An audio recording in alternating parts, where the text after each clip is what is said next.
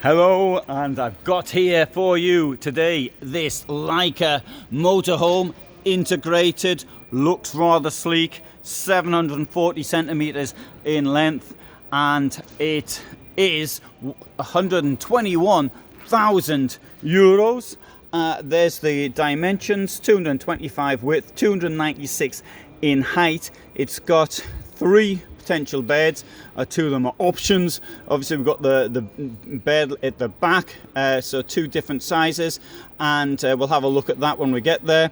And you've got the 80 centimeter by 183 centimeters in the dinette, and we have the bed of 190 times 145, which is above the cabin. That's 190 times 145. I take it down for you and show you, but I've tried already and it didn't want to come down. But you can release these things and you pull this down here, but for some reason it won't come down, so I don't know, but I can understand why they do that at events like this. We can also make a bed here, down there as well, 183 centimeters long, single bed. I think that is it's meant to be.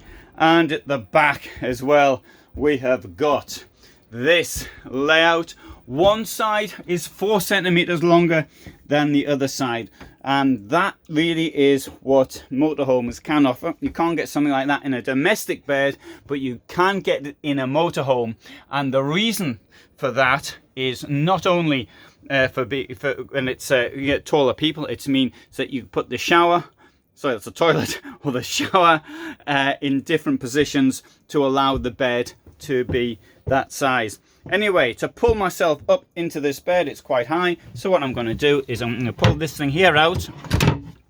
It also comes with a bit of storage, as does this bit here, and then I'm going to walk up the steps to get into the bed. Now, you can actually also usually with this layout, you can actually put something down here to make a bigger bed with. Storage up here. Can't see the point of having something open like this. If anyone can see the point, do let me know what it is. Here we've got storage here. It says there push. Oh, there you go. Bit stiff. And we've got storage right at the back there. Ledge here. I think I'll expect something a bit deeper than that. And at the other side as well. Now behind me we have got, and I shall show you, we've got this storage here as well. Oops. And I wonder what's behind there. Don't know, because you can't open it. We've got lights at either side, and what wouldn't go amiss is a USB somewhere, but there isn't one. Now, when we come down here, we can see we've got storage down the bottom as well, and I shall now show you this. Got this here, which will open like that. There's a drawer here, and there's sort of a ledge there, and at the other side as well. I'll tuck this in, show you this. Oh, that won't come out because this is down here. So let's push this thing here back in if I can. I can't, why not? Because it's caught there and there, that's what it's meant to do. And this is a job for a person with 3 hands. There we go. 2 hands if you're not holding a camera at the same time. This comes out like that, and I think that's really elegant. And on the other side, we have got a wardrobe. Now, if it were me, if I'd had the choice, I'd have had that as a sort of a pull-out wardrobe as well. But that's just me. In here, we've got the shower. You can see it's got drainage holes both sides, and that is a pretty elegant shower in my opinion. On the other side, with this very elegant rounded door, which fits in there like that, got this toilet, and if I wanted to, I could also close this by pulling this across as well, but that is it's currently blocked by this, so undo that, and I'll pull this across like that. And there's one at the other side as well, so I'll do that there. And pull that there. What's it like? Well, it rattles a bit, but then again, when it's when you're asleep, you're probably not driving the car, so driving the vehicle. So if I come in here, just to show you how you close off the shower if you want to keep the thing open, you do it like that. Now let's now go into the shower, just to demonstrate how much space there is in the shower via the window. Not the window, what do you call them things? Mirrors. And you can see there's a fair bit of space above me. Let's open the doors here and come out. And let's have a walk down the vehicle. Because what you'll notice, it's got a flat floor all the way back to the, or all the way to the front. So let's have a quick look at what we've got down here. Look how deep that double floor is. That's a space for the battery, I think. I think. With a Laika, you can never tell. And but it's really deep. I'll stick my foot in it actually, just to make the point of how deep it is. So there's my leg going down, and it is, oh, it's almost up to my knee. That's a really good sized double floor. Table here, seats around the table, and said about making that into a bed. Look how deep this is as well. Let me put my hand in there. Well, it's not up to my elbow, but it's, you don't get many that deep in many sinks that deep in a camper van. In a motorhome, there we have 3 burners from Thetford. Here we have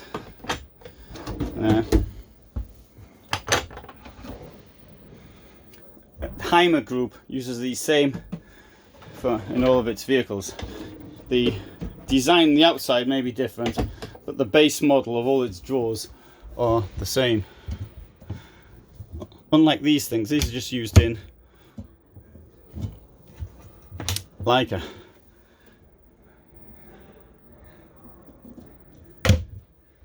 Behind me there is a fridge.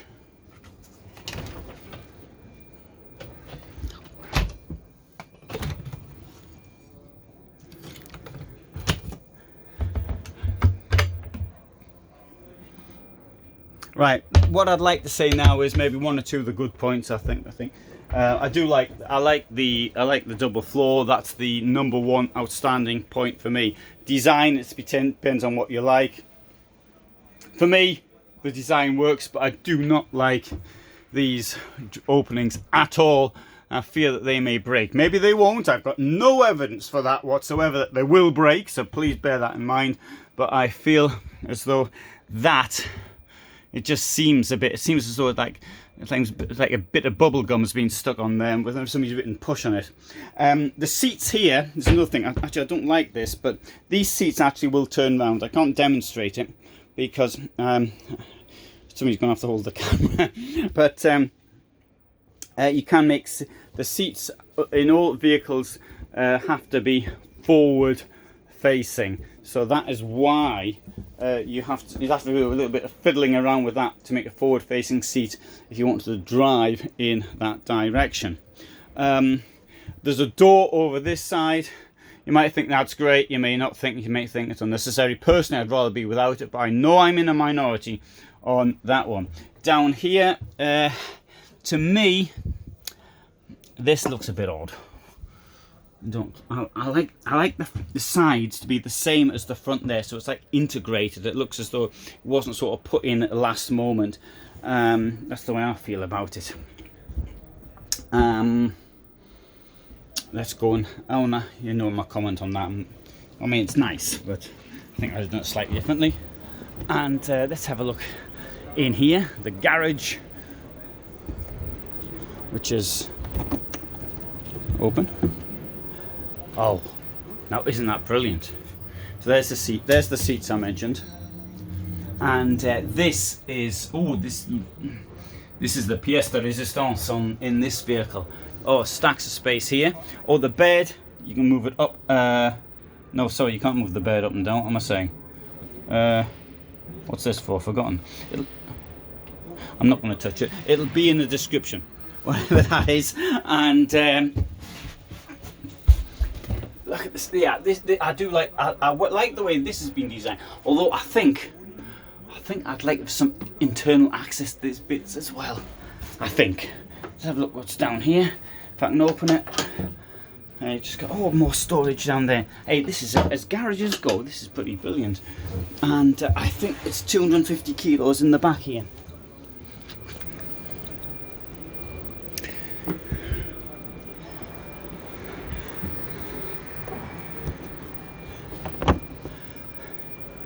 So, look there. Right, I think this is the most expensive vehicle they've got with them at this event. That's my guess. It's not the top of the line model though. So Laika is part of the Hymer group, manufactured in Italy. I went to their factory in January 2015. And to me it seemed incredibly inefficient. They have actually built, they're in the process then of building a new factory, and in the intervening 8 years, I'm sure it's far more efficient now than it seemed to me to be then. But it really seemed to be a bit odd. And I couldn't quite understand the logic to it, having said it's a highly successful company, so I'm sure it's working okay. Okay, thanks very much for watching. I hope you found it interesting. Oh, as I stand here, note you've got this long awning outside. It says a red dot winner 2021. A red dot is for design, and so a couple of years ago now. Thanks for being here with me, and all the best from Stuttgart.